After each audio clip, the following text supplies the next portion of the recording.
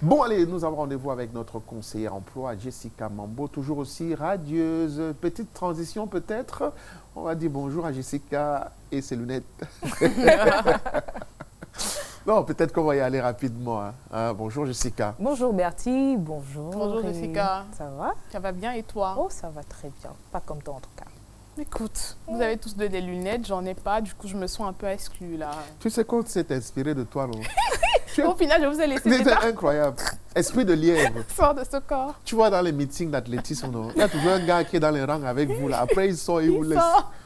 Que Le continuez. gars n'était pas avec nous, il donnait seulement le rythme. Après, il part. C'est comme ça que Laurine est. C'est aussi comme ça l'entrepreneuriat. C'est comme ça. Tu vois les gens entreprendre, en fait tu dis que j'entreprends aussi. Mais là alors, c'est une autre discipline. N'est-ce pas, hein? Non, mais l'entrepreneuriat, vraiment, on a l'impression aujourd'hui que c'est un effet de mode. Ne te dis que... Non, je pense même que c'est un effet de mode. CEO. Oui. Mais PDG, ça donne. Oui. Tu te lèves un matin, dès que tu estimes, bon, j'ai mon idée, j'ai l'argent, bim, je me lance. Je n'ai même pas un employé, je suis mon propre employé. Mais j'ai déjà mon bureau avec le fauteuil en cuir. Mais attends, avec je n'ai même pas le bureau. Le laptop. Tu as même au bureau, il n'y a même pas le bureau. Le bureau, c'est dans le sac. Voilà. Mais j'ai déjà ma carte de visite, j'écris CEO. Aïe, oh. Mais c'est être ambitieux, non? En fait, je pense vraiment que oui, c'est de l'ambition, mais il faut quand même être réaliste. Parce que l'entrepreneur... Mais l'auto-emploi, quand même, c'est une solution au chômage. Oui, l'auto-emploi, c'est une réponse au chômage aussi. C'est une autre forme de réponse au chômage. Mais seulement aujourd'hui, il faudrait vraiment qu'on accompagne les entrepreneurs. Parce que les entrepreneurs ne sont pas accompagnés. Sur le plan financier? Sur le plan financier, sur le plan administratif et même au niveau des formations. Parce que déjà, selon l'Institut national des statistiques, entre 2009 et 2016, 2316 entreprises ont fermé. Et la plupart, 39% de ces entreprises sont des TPE. Et justement, les TPE représentent aujourd'hui 73% du tissu économique.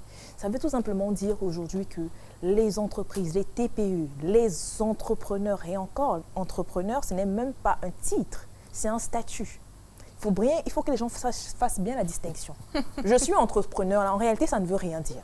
Okay. Est-ce que vous vous définissez par votre statut ou bien vous vous définissez par votre métier?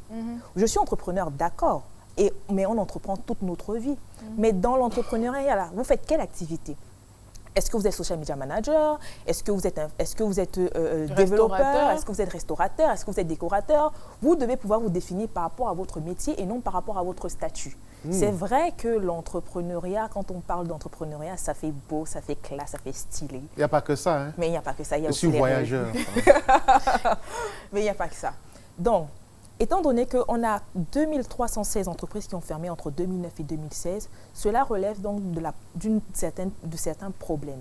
Notamment, les principales raisons pour lesquelles ils ont fermé, c'est l'accès au financement. On a l'accès au financement, on a la forme juridique et on a aussi le capital humain dont on n'en parle pas très souvent. Quand on parle d'accès au financement, déjà, les entreprises, les TPE n'ont pas facilement accès au crédit dans les banques. Parce que soit les banques ne leur octroient pas le crédit parce qu'ils demandent des garanties beaucoup trop élevées. Mais à côté aussi, on n'a pas suffisamment d'établissements de microcrédit qui sont là pour accompagner ces entreprises. Il y en a, c'est vrai, mais il n'y en a pas suffisamment. Et parlant même des banques, l'information aussi que je voulais passer à ces personnes qui voudraient se lancer dans l'entrepreneuriat, ce n'est pas parce que vous entendez banque que ça veut forcément dire qu'elles financent tous les projets. Il y a des banques qui sont spécialisées, il y a des banques qui existent, elles sont seulement là, elles travaillent avec l'État. Il y a des banques qui sont là pour accompagner les entrepreneurs dans l'agroalimentaire. Il y a des banques qui sont là pour accompagner les commerçants et même aussi les microfinances. D'où la nécessité de former.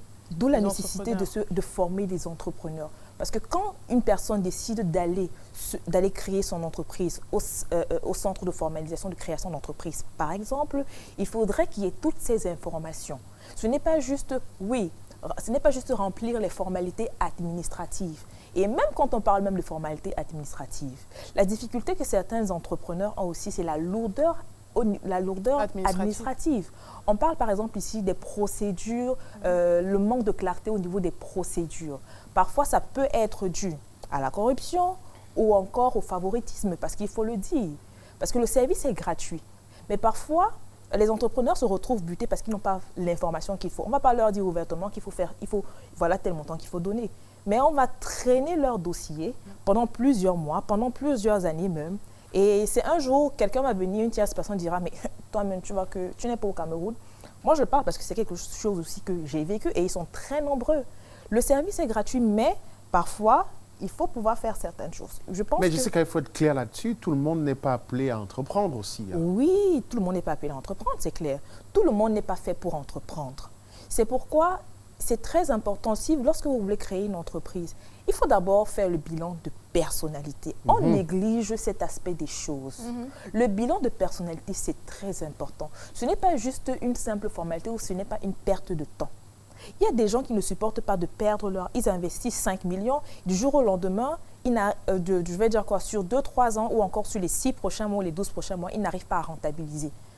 À un moment, ces personnes-là, ils se disent, mais je vais faire comment? C'est difficile et du coup... Il faut avoir le cœur, il faut avoir le cardio. C'est le cardio. Un gars est venu boire avec ses amis, on lui dit que pour un bien, il dit qu'il a les contractions. On dit que quoi? Il dit qu'il a lancé son business. Mais c'est vrai.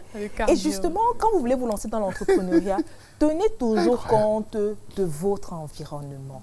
C'est-à-dire, l'entrepreneuriat, ce n'est pas pour celui, je vais parler trivialement, un peu comme au quartier, ce n'est pas pour celui qui a du mal à manger 3 repas par jour. Parce que pour entreprendre, il faut avoir de l'énergie, il faut avoir des idées, il faut bien, en fait, il faut armer le moral. Se lever le matin. Il faut bien manger. Il faut bien manger. Parce que l'entrepreneuriat, c'est faire des sacrifices, c'est accepter que pendant un moment, vous n'aurez pas une rentabilité, vous n'aurez pas des entrées d'argent. Quand tu dis un moment comme ça me pose un problème. C'est plusieurs années, il faut dire ça. C'est au moins les 5 premières années, c'est les années de sacrifice. C'est vrai, il faut le dire. C'est vrai. Oui. Donc l'entrepreneuriat comme une solution au chômage, mais ça a un effet, il y a le revers de la médaille. Oui, il y a le revers de la médaille, oui. Parce que Laurine, tu es en train de parler de 5 ans. Le taux de mortalité des entreprises au Cameroun, parlant des TPE, est de 3 ans. Soyons généreux, 5 ans même. Une fois que vous avez passé le cap des 5 ans, ça veut dire que vous avez déjà roulé votre bosse et donc vous pouvez passer à la prochaine étape qui est très souvent la stabilité de votre entreprise. Parce que les 5 premières années, vous êtes en train de monter. D'où on parle souvent pour les entreprises qui évoluent dans le domaine de la technologie, les startups. Start, ça veut dire vous êtes en train de monter. Vous êtes en train de stabiliser votre activité. Ça veut dire que vous devez pouvoir, les institutions doivent pouvoir vous accompagner. Mais encore, pas seulement les institutions, parce que même les entrepreneurs, ils estiment que, comme ils ont eu l'idée là, ils ont eu le financement, ils se sentent trop forts, ils n'ont pas besoin de formation, ils n'ont pas besoin d'être accompagnés, ils n'ont pas besoin de conseils. En fait, pour eux là, ils sont maîtres d'eux-mêmes, ils connaissent tout. Ce sont des... On est souvent parlé, on a un thème qu'on a sorti là, les nostators. Ils connaissent tout. On ne peut rien leur dire. Et c'est un problème. À partir du moment où vous cessez d'apprendre, vous êtes déjà limité. Et les entrepreneurs, ils ont, au-delà de l'absence de financement, au-delà de la lourdeur administrative, on parle de capital humain. Est-ce que les entrepreneurs savent qu'ils ont, oui, je veux lancer mon activité, mais est-ce qu'ils ont l'information des informations sur le minimum de compétences ou de profils qu'ils sont censés avoir lorsqu'ils veulent lancer leur activité? Oui, je veux me lancer. Au départ, certainement, je peux tout faire tout seul, peut-être, mais encore, vous êtes vraiment limité. Parce que celui qui est responsable de son entreprise, le chef d'entreprise en réalité, il doit beaucoup plus se concentrer sur le développement de son entreprise, sa vision et tout ce qui va avec. Et maintenant, il doit avoir une équipe opérationnelle qui est là pour gérer, comme on dit, l'opérationnel, qui est là pour gérer les activités, les tâches au day-to-day. Mais seulement on se rend très vite compte que eux, c'est « Ok, je peux tout faire pour un moment, d'accord. Je ne prends pas le temps de savoir, de structurer. » La structuration, pour eux, en fait, pour eux, c'est une perte de temps. Pourquoi je vais me structurer? Ça me sert à quoi de me structurer? Le plus important, c'est de me faire de l'argent. Oui, vous devez vous faire de l'argent, mais il y a un minimum de prérequis. Quand on parle de structuration ici, on parle de savoir définir d'abord les compétences de départ dont vous aurez besoin et sur lesquelles vous êtes censé vous appuyer pour pouvoir faire entrer de l'argent. Oui, vous voulez faire entrer de l'argent. Vous avez besoin de quel profil? Peut-être un profil de commercial. Oui, ce profil de commercial est censé aller vers la clientèle, mais pour aller vers la clientèle, il faudrait d'abord que je donne toutes les informations à ce commercial. Là, ça dépend du marketing. Parce que parfois, le commercial, on se plaint que les commerciaux ne sont pas compétents. Mais ce n'est pas toujours de la faute des commerciaux. Okay. Les commerciaux ne sont pas toujours compétents parce que le marketing n'a pas pris le temps d'expliquer le marché, d'expliquer la cible. Parce que le commercial, en réalité, lui, il va chercher l'argent dans la poche du client. Mais ce n'est pas lui qui dit, voilà, je dois aller dans tel marché je dois aller chercher tel client dans tel marché. C'est pas ça. C'est le marketing qui est censé former le commercial sur le marché et la clientèle vers laquelle il est censé aller. Ce que les chefs d'entreprise ne font pas toujours. Dès qu'ils recrutent un commercial, ok, je vends les biscuits. Il faut faire le chiffre. Je vends les biscuits. Ton chiffre, c'est, par mois, je dois faire 5 millions. Ok, va, lance-toi. Mais dans le marché, il y a les professionnels, il y a les particuliers. Et même dans les professionnels, les biscuits, je parle des biscuits, est-ce que c'est destiné aux enfants? Si c'est destiné aux enfants, on parle de quel type de cible? On parle de quel marché? Est-ce qu'on parle des boutiquiers du quartier, comme nous appelés des Maguida? Est-ce qu'on parle des supérettes? Si c'est les professionnels, est-ce qu'on parle des supermarchés ou encore des hypermarchés? C'est au marketiste ou encore au chef d'entreprise de pouvoir expliquer ça au commercial. Il va te dire qu'il n'a plus l'argent pour ça, que c'est trop de dépenses. Jessica, oui, les chefs d'entreprise parlent beaucoup plus d'une des causes immédiates de leur mort programmée, c'est le refus de paiement des factures ou le retard de paiement de factures. Comment on fait? Parce que même la banque aujourd'hui, quand tu as un bon de commande, tu peux déposer ton bon de commande pour qu'on te donne l'argent. Ça ne fait pas foi. Peut-être qu'il faut une réforme au niveau voilà, des instances supérieures pour faciliter ce paiement. Parce que beaucoup disent que j'ai déjà livré le marché, mais on me dit d'attendre 90 jours. 5 mois plus tard, on n'a pas payé. Il a le bon de commande. Normal que l'entreprise tombe au bout il a de bonnes commandes. Il peut déposer à la banque. La banque dit que vraiment, ton bon de commande, si là, ça ne sent pas bon, ça ne me rassure pas.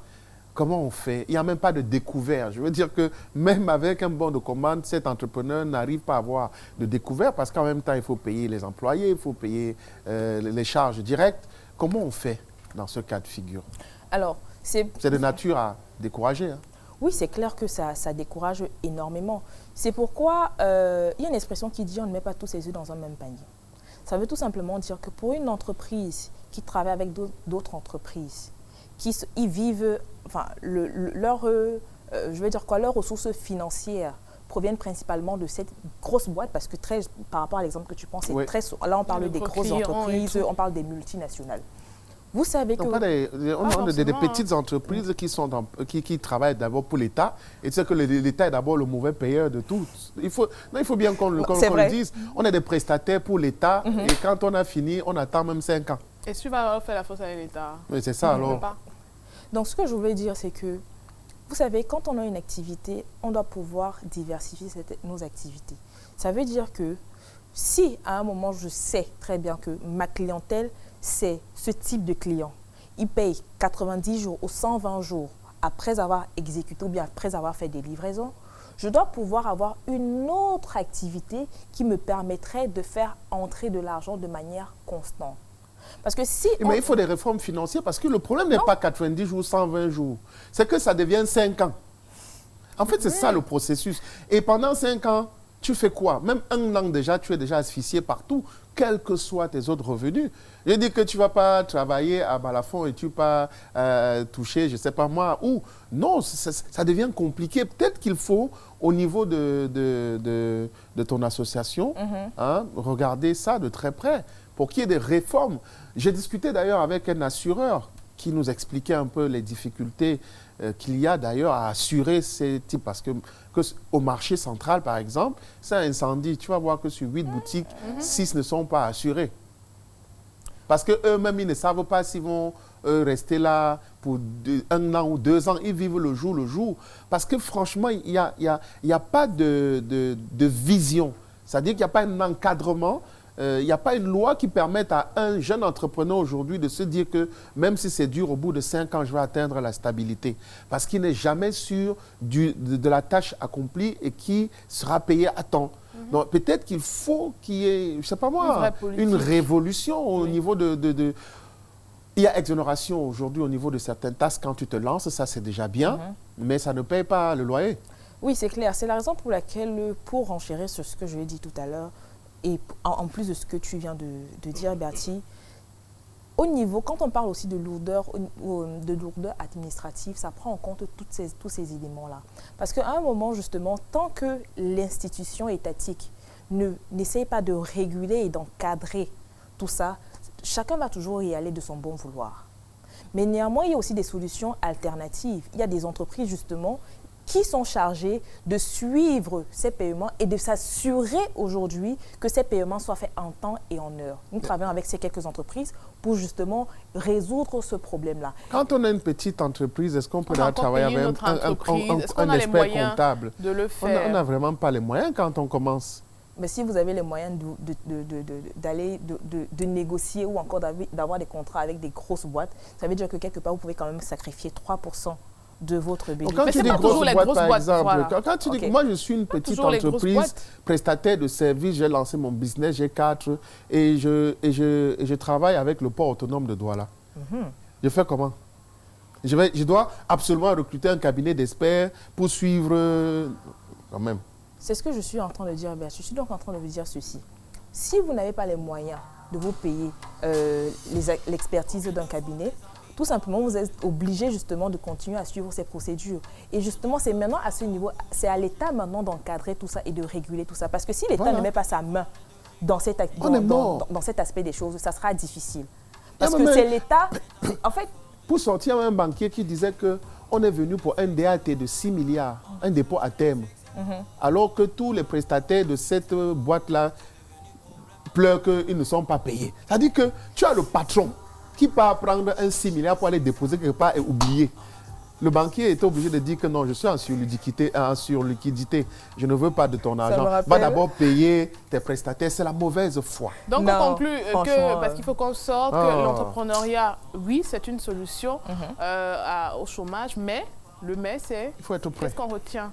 Il faut se former, il faut être accompagné. Se former. Tout le monde n'est pas fait pour être entrepreneur, mais surtout, formez-vous, accompagnez-vous. Je parle ici surtout aux porteurs de projets, aux chefs d'entreprise, des TPE. Formez-vous, accompagnez-vous, structurez votre entreprise. Misez énormément sur votre capital humain. Et au futur chef d'entreprise. Et lisez les livres. Je ne sais pas pourquoi tu n'as pas dit ça. Lisez les livres. Ah oui, c'est mercredi des jeunes. Et d'ailleurs, même ça tombe bien, nous sommes en partenariat avec un libraire. Voilà. On propose souvent des livres aux entrepreneurs. Et c'est très... Tu as un livre pour la cuisine. Lisez les livres.